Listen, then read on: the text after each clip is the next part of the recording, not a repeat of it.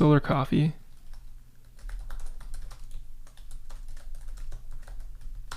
And I'm going to call it Productive Dev Solar Coffee Project. I'm going to make it a private repository for now, and then I'm just going to select Create. And it's going to give us some instructions here on how to actually push our changes to this remote. So first of all, we need to make sure that we add the remote.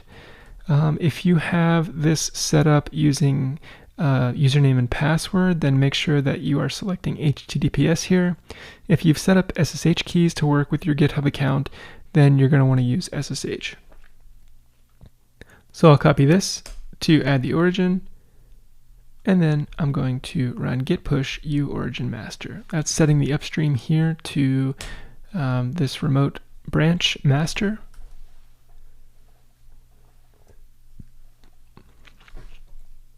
And now if we head back to the Git repository and refresh, we can see that our project is now being tracked in this remote repository on GitHub.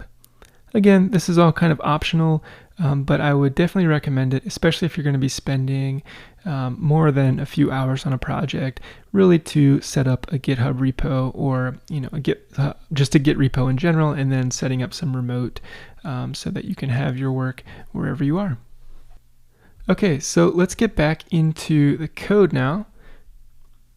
So I added these packages, we've added the packages, and what I want to do now is inside of the solarcoffee.data project, add a new class, and we're going to call this SolarDBContext. And I'm going to go ahead and delete class1.cs. All right, so what is a DB context? So in the context of Entity Framework Core, a DB context class is this tool essentially that we're using to query from a database and then make changes to tables in that database. And it's a combination of the unit of work and repository patterns. We won't go into too much detail about the design patterns in play here per se, but it's worth keeping in mind that with this tool, we can essentially create sort of batch units of work and then make any changes that we might want to make to a database as a single unit.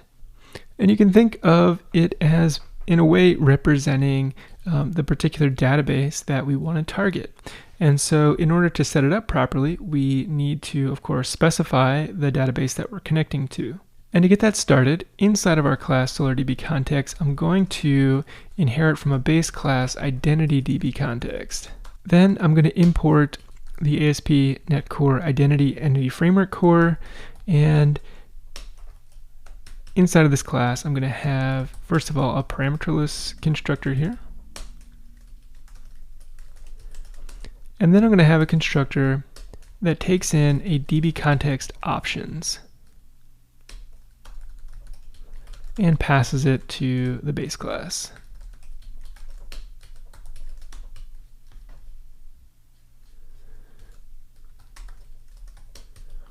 And this DBContext options is what I was just mentioning here, where it's going to say, what type of database we're connecting to, what the particular connection strings are to that database. All that's going to be set up somewhere else. It's really just the responsibility of this SolarDBContext class to define, first of all, a constructor that takes a DBContext options, but then also essentially the tables that are in that database. And those are represented, in short, using something called a DB set. So I'm just going to create one here. They're basically just created as properties on this class. So if we have a DB set, and let's say one of our models is a customer, which it will be. So I create this auto property here. That's a DB set of type customer, and it's called customers. So Entity Framework Core is going to look at this DBContext object and say, hey, I have a DB set of type customer. That means I need to create a table called customers. And that table is defined by this customer type. And it's up to us as developers to actually create the C# class that represents that customer, as we'd like to use it throughout our system.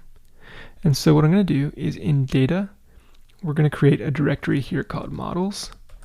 That's going to provide us with a namespace, Solar Coffee Data Models, and to this directory I'm going to add a customer class.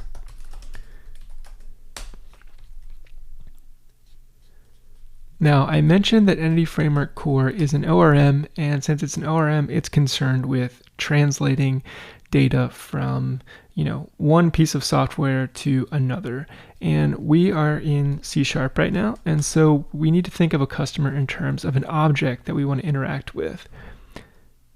But we need to define it in such a way that Entity Framework Core can create a table that it gets mapped to in the world of SQL.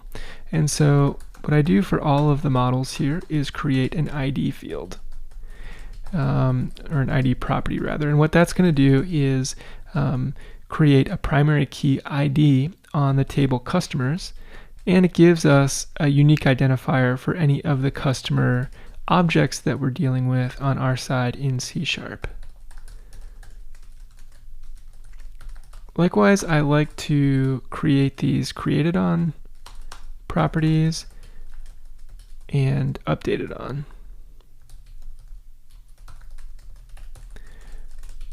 And we need to make sure that we're bringing in system here.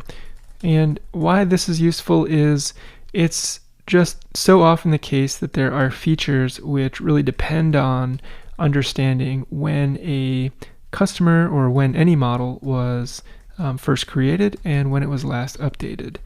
And this is one way to kind of keep track of that in a standard CRUD sense, like create, read, update, delete sense.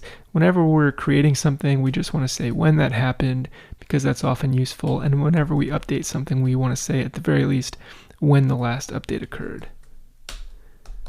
Then, to keep things simple here, we're going to just have a first and last name. Alright, the other cool thing that Entity Framework is going to do besides make a primary key on ID here is that it's type int, and it's going to auto-increment that for us in SQL as well. Alright, so if we come back into DB context and we create the using for our data models, we have everything we need to basically create a customers table. Now, there are other things in our system besides customers.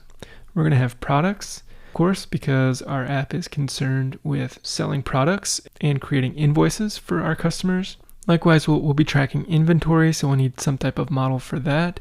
But let's talk about a really simple relationship first. Customers have addresses that we need to ship to. And we could put address fields on the customer object itself, because after all, a customer might be associated with an address. But it's probably a better idea in this case to normalize that data. So I'm going to say customer address, and we're going to fix the name here. We'll delete this. And if I go back to the DB context here, I need to fix the name here. Okay, so let's go back to our customer address. And right, so we're going to actually normalize this data. And why would we do that? Well, there are many cases we might imagine when we're querying a customer object and we don't necessarily need the address. It might even be most cases that we don't need the address. So in that sense, it's nice not to necessarily pull it back from the database if we don't need the data.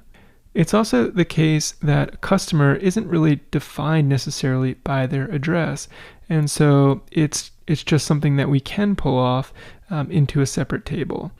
And there's another reason as well, which is that a customer might have multiple addresses, and it would be pretty redundant to have multiple customer records if we have, let's say, like a large enterprise customer which has